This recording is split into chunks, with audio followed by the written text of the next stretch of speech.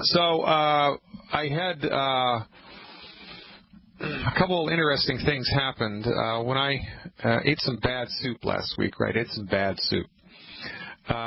Should have known better. It was homemade soup. Wasn't paying attention. Got sick. I was sick as a dog for about 24 hours, and then I started to mend. 36 hours later, I was 80% better, and by the second day, I was 100%. And this, I think, is a testament to the mineralization of the human body. When the human body is, in fact, mineralized, when the human body is, in fact, nutrified, when the human body is, in fact, filled up, not fed up, filled up to the brim with the 90 essential nutrients, and we are not unexpectedly, unwittingly eating all of the wrong food all of the time, then guess what? The human body gets strong. Now, nobody ever said we're offering a panacea. Nobody ever said that if you get on board with longevity, all your ills are going to be cured and you're never, ever going to get sick. It's not like that. That's not reality-based. Life is a giant bowl of stress. As you can remember, the sophisticated definition of health, which, by the way, if you'd like to watch your MD's head pop off the top of their shoulders, ask them how they define health. Ask them what health is. 99 times out of 100, they will tell you that it is the absence of disease. And that, my friends, is a dodge. Well, winter is the absence of summer. That's correct. And nighttime is the absence of day. But it's a whole lot more than that. Hate is the absence of love, but it's a whole lot more than that. From our point of view, health is the ability for a living organism to experience a stress and remain symptom-free in a state of dynamic equipoise.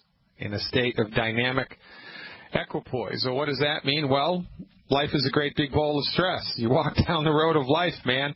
There's physical stress, right? Just walking, putting exertion on your heart. Forget about it if you're involved in any type of athletics. I mean, just getting out of bed in the morning is a stress. Any type of exertion is a stress to the body. There's weather, right? Really, really cold weather, really, really hot weather, really, really humid weather. Weather is a stress to the human body. Temperature goes along with weather sometimes.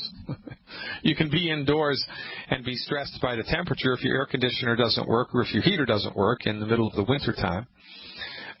There's emotional stress. There's financial stress. There's political stress. I mean, just wait a couple of years for the next election. Want to talk about political stress. There's bacterial stress. There's viral stress, right? Microbial stress. There's all kinds of stress. Crap in the food, crap in the air, crap in the water, you name it. Life is, in fact, a giant bowl of stress. And, there's good stress and there's bad stress. Good stress strengthens the body, and that's the whole idea behind exercise, right? I mean, what are you going to do? Think about it. What's the intention of exercise? Well, how does Arnold Schwarzenegger get the giant biceps? Well, he goes and he works out. And what does he do? Well, when you lift a weight, the muscle fibers that you are stressing rip and tear. And then in the 24 or 36 hours post-workout, your muscles repair themselves, if they have the proper nutrition to repair themselves, and make themselves bigger and stronger.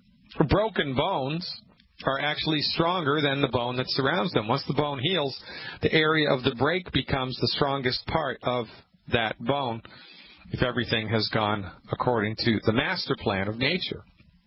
So, there's positive stress, right? Exercise is a positive stress. It exerts a negative influence on the body to which the body responds and recovers and strengthens itself. That's why people exercise. There's also negative stress, and that's everything else, everything that we just talked about. Weather, bugs, right? Viruses, bacteria, crazy people in your life, right? I mean, life is just a great big boatload of stress. You're never, ever, ever going to be able to avoid stress unless, like the bubble boy, you live inside of a giant bubble and just listen to, peaceful, quiet, calm music all the time, and I think even that would make you go crazy. But from a reality-based point of view, the stress of life is here to stay, and it is not our job to mollycoddle people into thinking that getting on board with medical nutrition is going to be you're going to avoid all the stress of life. It's going to be like a magical force field around your body. It's nonsense. But I tell you what medical nutrition will do. It will strengthen your body. And it will make your body much more apt and able to handle the stress of life. So you walk down the road of life in a mineralized body, in a nutrified body, in a 90 for life body, and you've eliminated all 10 bad foods for a number of months. You get the flu. You're sick for 3 days. Your coworkers get the flu. They're sick for 3 weeks. You eat some bad soup. You're sick for 24 hours. Your coworkers eat some bad soup. They're sick for 4 or 5 days. That's how it goes. Or guess what? You don't get the flu at all. Everybody else gets the flu, but you don't.